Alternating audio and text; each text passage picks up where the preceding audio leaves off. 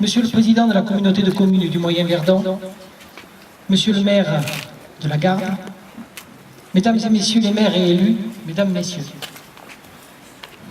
Un grand merci à vous tous de vous être mobilisés à ma demande et à celle du conseil municipal pour participer à cette petite cérémonie en toute simplicité. C'est selon le souhait de Daniel Spagnou, maire de Sisteron, qui s'excuse de ne pas être parmi nous aujourd'hui, et président de l'association départementale des maires, et avec le soutien actif de Gilbert Sauvant, député et président du conseil général, associé aux parlementaires du département, Christophe Castaner, député maire de Forcalquier, de Claude Domézel, sénateur, tous trois membres du comité de soutien auquel je me suis tout naturellement associé, que nous allons fixer la photo de Francis Collomb sur ce panneau à l'entrée de la mairie. Cette affiche est destinée à ne pas l'oublier et à témoigner du soutien des Saint-Julianaises et Saint-Julianais à sa famille. C'est l'occasion également de vous rappeler la situation dramatique dans laquelle se trouve Francis, otage au Nigeria. Après plus de 225 jours, 227 je crois.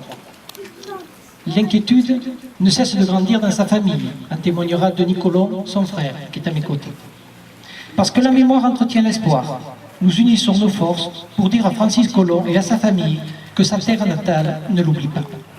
Le 19 décembre dernier, Francis, natif de Saint-Julien-du-Verdon, était en mission au nord du Nigeria pour le compte du groupe Verbier, spécialisé dans les énergies renouvelables. Alors qu'il se trouve dans sa résidence de fonction, il est victime d'une attaque du groupe Ansaru qui l'enlève et revendique l'ordre. Depuis, sa famille, ses amis, ses connaissances manifestent leur soutien, leur inquiétude et leur espoir en sa libération. Aujourd'hui, souhaitons que notre présence, que toutes ces affiches déployées dans les 200 villes et villages du département, que nos paroles, que nos discours, que nos soutiens aux otages et à leurs familles traversent les continents jusqu'auprès des otages et les aident à résister, à supporter leur captivité. Il n'est pas innocent de poser cette affiche à l'effigie de Francis Collomb, aux côtés de la devise « Liberté, égalité, fraternité », car c'est la fraternité de la nation qui s'exprime. Elle s'exprime également pour les autres otages qui eux aussi attendent leur libération et pour lesquels le conseil municipal et moi-même apportons notre soutien unanime. C'est à Arlette et Noël, les cousines de Francis, que je vais demander de bien vouloir mettre en place la photo qui restera accrochée ici jusqu'à la libération de Francis, que nous espérons tous très proches.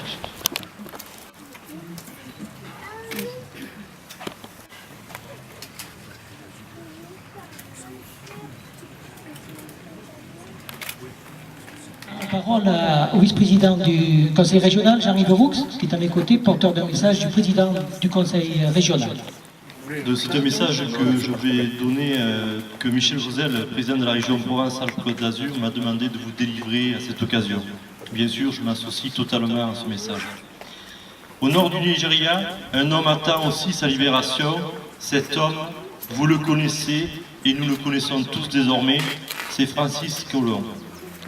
En effet, le 19 décembre dernier, le jour de ses 60 ans, Francis a été enlevé au nord du Nigeria dans de très violentes conditions, puisque 3 personnes de son entourage nigérien ont été tuées ou blessées. Je garde à l'esprit que son déplacement anticipé avait pour but de relayer ses collègues et leur permettre de rentrer en France afin de fêter Noël en famille. Partis la veille, ceux-ci ont échappé au rap. Au moment de son rap, Francis était en mission dans ce pays d'Afrique de l'Ouest pour le compte de la société française Vernier.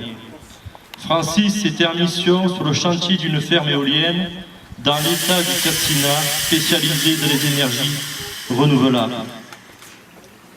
Je sais que Francis est un homme de cœur.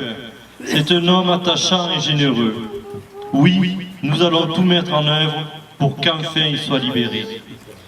Il est originaire des Alpes-de-Haute-Provence, puis qu'il est né à Saint-Julien-du-Verdon.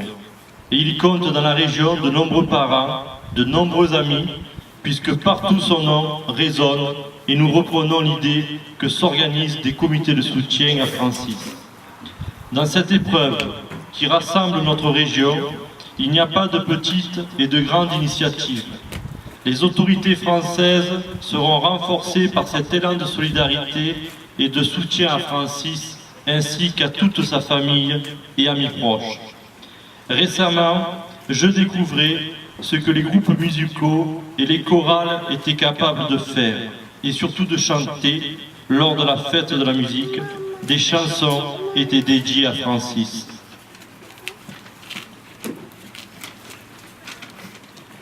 Ils ont témoigné ainsi d'une solidarité émouvante et exemplaire. Ils ont chanté en pensant à eux, à vous, famille et proches, et à toi, Francis, notre compagnon et ami. Il faut parler et parler autour de nous de Francis, encore et encore, car c'est la meilleure façon de lui exprimer notre solidarité face à l'épreuve qu'il traverse. Je vous assure de mon soutien et de la pleine mobilisation de la région, sa région, pour obtenir la libération de Francis Collomb. J'ai conscience que le contexte sécuritaire est dégradé dans le nord du Nigeria, mais je sais que les autorités françaises avec lesquelles vous êtes en contact et en étroite collaboration agissent avec la plus grande détermination pour qu'il puisse vite revenir parmi vous, parmi nous. Signé Michel Josel. Merci. Importante et il faut remercier aussi les journalistes qui sont là, qui s'en feront l'écho. Je crois qu'il est important de ne pas passer à l'oubli. C'est ça l'important. Parce que c'est vrai que bien souvent les jours passent, les semaines passent, les mois passent. Les informations sont rares. Et au niveau du ministère des Affaires étrangères, nous avons quelques bribes qui quand même nous rassurent, notamment sur le fait qu'il est vivant. Je crois que tout ça doit aussi permettre une mobilisation autour de cette disparition. Et je crois qu'effectivement, il faut que nous soyons nombreux pour mobiliser un maximum de gens pour que le ministre de l'Intérieur soit conscient qu'il faut faire le maximum pour œuvrer à la libération de Francis Collomb. Donc je crois que, pour ma part, je suis bien entendu à vos côtés, à côté de la famille. C'est quelque chose d'important, mais on se sent souvent impuissant. Je dois vous le dire très franchement, pour avoir aussi fait quelques actions auprès de Laurent Fabius, on se sent vraiment très démunis. Et je crois qu'aujourd'hui, il faut que nous mettions la pression auprès de nos gouvernants pour que ces derniers agissent au mieux. On sait que tout est fait, mais néanmoins, pour s'en assurer, il faut que nous soyons nombreux pour faire en sorte que le président de la République, le ministre des Affaires étrangères, le Quai d'Orsay, fassent le maximum pour œuvrer dans cette direction. Voilà, moi je ne vais pas être bien plus long.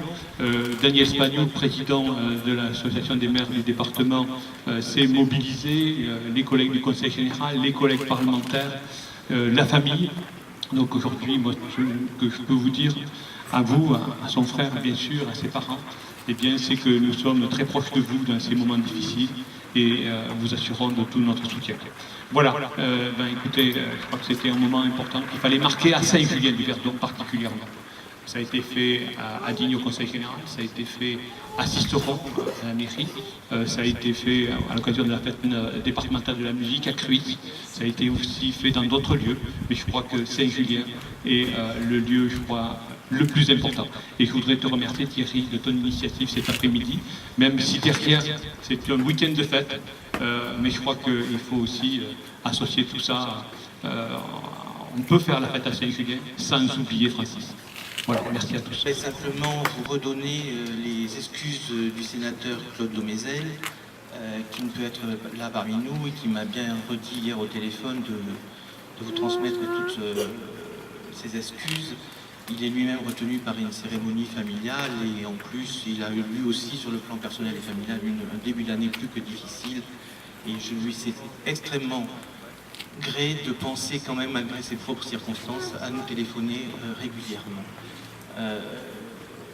Ce qui est important et c'est un moment émouvant ici, c'est que ces cérémonies, vous l'avez dit, se multiplient. Il y en a encore eu une hier devant l'hôtel de ville du chef-lieu de département, mais ici c'est très particulier puisque Francis est né ici même, comme on faisait avant, il y a plus de 60 ans, on naissait à la maison, il est né en haut du village, un 19 décembre, et il a effectivement eu une curieuse manière de fêter ses 63 ans et d'entamer une cure d'amaigrissement.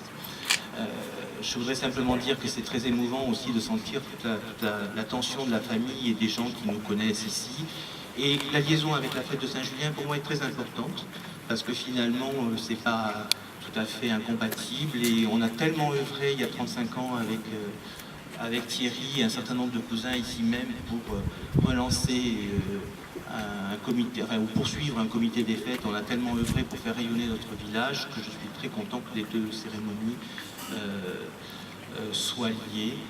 Je voudrais simplement dire encore deux choses. D'abord, rendre encore publiquement hommage à Gilbert Sauvant pour son action personnelle et son implication dans cette affaire.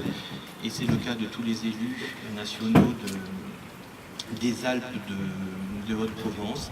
C'est important parce que ça permet de médiatiser localement et de donner une attention à un otage qui n'est pas des plus médiatiques. C'est vrai que quand on se fait enlever à plus de 60 ans, chez soi, alors qu'on est tranquille, qu'on n'a pas pris de risques, etc., et qu'on n'appartient pas à un grand groupe, c'est pas très médiatisé, c'est pas très porteur. Il suffit d'entendre certaines allocutions pour savoir que quand on parle des otages, on vous parle des journalistes, beaucoup, parce qu'ils sont défendus par leur propre corporation. On vous parle beaucoup du groupe Arlit, et c'est normal parce que ça fait 1000 jours, plus de 1000 jours pour eux, c'est incroyable. Si chacun d'entre nous rapportait à sa propre vie 1000 jours de défalqué, ou ne fût-ce que 226, c'est ce qui est le cas de Francis aujourd'hui, c'est terrible. Et comme je disais le 22 juin, où il y a eu une manifestation à Aix-en-Provence pour les otages en général et pour le groupe Arlit en particulier, et comme vous l'avez rappelé, on aurait pu avoir les otages de Rimini comme on avait les otages d'Arlit, simplement parce qu'à un jour près, ils auraient été 3 ou 4 également. Voilà, donc je voulais Gilbert, vous remercier encore une fois. Et chose que je ne fais pas dans les autres lieux, mais parce que nous sommes ici en famille, je voudrais rendre un hommage appuyé et vibrant à mon épouse, qui est la cheville ouvrière de cette action du comité des fêtes, qui fait un travail formidable sur le secrétariat, sur le blog, sur un certain nombre de choses. C'est pas évident à vivre tous les jours, mais nous avons eu la tristesse de perdre son frère au même âge il y a quelques années, et on ne crée pas ce que ça soit nouvelle, et on se bat. Voilà, je vous remercie d'être présent. Vous êtes presque plus nombreux que ce qu'on peut être dans une grande ville comme Digne hier, et ça fait chaud au cœur. Merci.